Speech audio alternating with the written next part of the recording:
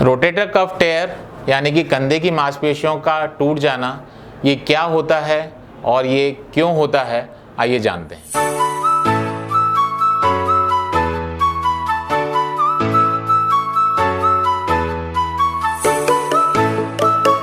I am doctor Arun Singh, I am ligament and shoulder expert.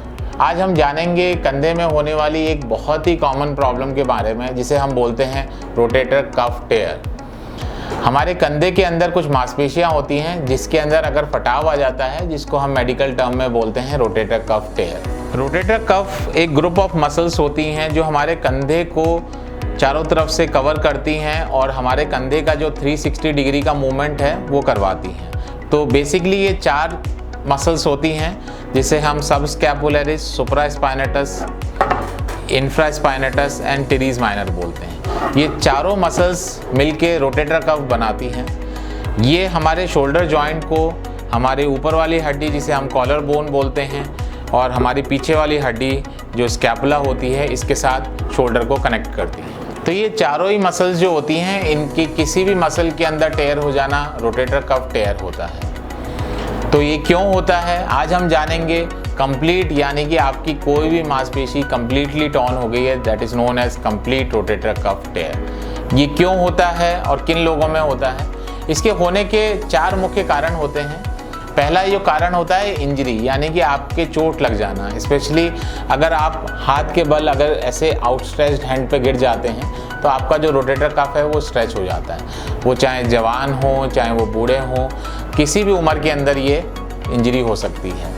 दूसरा मुख्य कारण होता है इसके अंदर रिपीटेड स्ट्रेस, जो कि ओवरहेड एथलीट्स में या फिर फीमेल्स में जो हाउस होल्ड वर्क के लिए रिपीटेड एक्टिविटी, कपड़े सुखाने से लेकर सामान को उठाने तक ये काम करते हैं, या फिर कुछ ऐसे वर्किंग लोग जिनके अंदर बार बार रिपीटेड मोशंस होते हैं हैवी लिफ्टिंग का या किसी सामान को मूव करने का। थर्ड कॉज होता है डीजनरेटिव। डीजनरेटिव मतलब होता है उम्र के साथ साथ जैसे हर जोड़ के अंदर आर्थराइटिस होता है या वो पुराने होते हैं, उसी तरह शोल्डर के अंदर शोल्डर की मसल्स जो होती हैं वो पुरानी यानी कि डीजनरेट यानी कि वीक होने लग जाती हैं। उस वीकनेस की वजह से उनके अंदर टेयर होने लग जाते हैं, जो कि बढ़ते बढ़ते कंप्लीट टेयर में कन्वर्ट हो जाते हैं। Fourth important cause is impingement. Impingement होता है जब हमारे कंधे की संरचना के अंदर या कुछ हड्डियों के अंदर इस तरह का बनावट होती है या कुछ हड्डियों के बढ़ने की वजह से इस तरह का इम्पिंजमेंट होने लग जाता है, जिसकी वजह से हमारी जो रोटेटर कफ मसल्स हैं उनके ऊपर एक्स्ट्रा प्रेशर या एक्स्ट्रा रबिंग होने लग जाती है, जिसकी वजह से वो धीरे धीरे धीरे धीरे टेयर बढ़ने लग जाता है। तो किन लोगों के अंदर ये रोटेटर कफ ज़्यादा होता है? एथलीट्स होते हैं जो ओवरहेड स्पोर्ट्स के अंदर इन्वॉल्व होते हैं।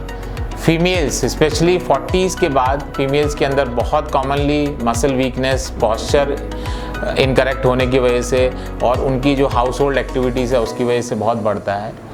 3 जो एंडोक्राइनल डिसऑर्डर्स हैं, फर्स्ट इज डिरेंज लिपिड यानी कि ओबेसिटी यानी कि मोटापा, इन कंडीशंस को रोटेटर कफ टेयर्स को बढ़ाता है। सेकंड जो डायबिटिक पेशेंट्स होते हैं, डायबिटीज़ की वजह से शोल्डर की प्रॉब्लम्स और रोटेटर कफ टेयर्स ज़्यादा होते हैं। Third is thyroid. Thyroid disorders के पेशेंट्स के अंदर जो रोटेटर कफ होते हैं वो वीक होकर टॉर्न हो जाते हैं। तो रोटेटर कफ टेयर जो होते हैं वो प्रेजेंट कैसे करते हैं? अगर हम बात करें सिम्टम्स की, तो इसके अंदर सबसे इम्पॉर्टेंट है पेन। आपको दर्द रहता है स्पेशली एट रेस्ट। जब आप आराम कर रहे होते हैं तो आपको गर्दन के हिस्से से लेकर कंधे तक और स्पेशली मिड आर्म में, बाजू के बीच वाले हिस्से में बहुत दर्द होता है। कोहनी तक ये दर्द जाता है। कोहनी के बाद अगर कोई दर्द होता है तो वो कंधे का दर्द नहीं होता है। कंधे का दर्द केवल गर्दन से लेकर कोहनी तक ही सीमित रहता है।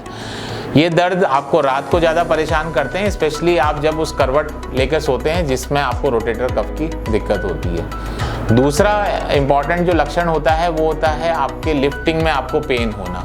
वो लिफ्टिंग आपकी स्टिफनेस की वजह से भी रिस्ट्रिक्ट हो सकती है और आपकी वीकनेस की वजह से भी होती है। तो इसको हम मेडिकल टर्म में सूडो पैरालिसिस बोलते हैं कि आप अपने हाथ को जब उठाते हैं तो वो उठ नहीं पाता है, जब आप दूसरे की मदद से उठाते हैं तो वो उठ जाता है। तो ये स्टिफनेस आपको पेन की वजह से रहती है और रोटेटर कफ टॉर्न होने की वजह से इसके अंदर वीकनेस आने लग जाती है। अब क्या करना चाहिए? रोटेटर कफ टेयर है तो सिंपल सी इन्वेस्टिगेशंस होती हैं। फर्स्ट आपको एक्सरेज कराने हैं, बट एक्सरेज जो होते हैं रोटेटर कफ में 90% केसेस में नॉर्मल आते हैं। Then comes the high end modality जो कि गोल्ड स्टैंडर्ड है, MRI स्कैन्स। कुछ लोग अल्ट्रासाउंड कराने में भी बिलीव करते हैं for the rotator cuff tear, but ultrasound is user dependent. अगर आपका अल्ट्रासाउंड करने वाला स्पेशलिस्ट अगर उसके अंदर बहुत एक्सपर्टीज़ नहीं रखता है तो रोटेटर कफ कई बार मिस हो जाते हैं।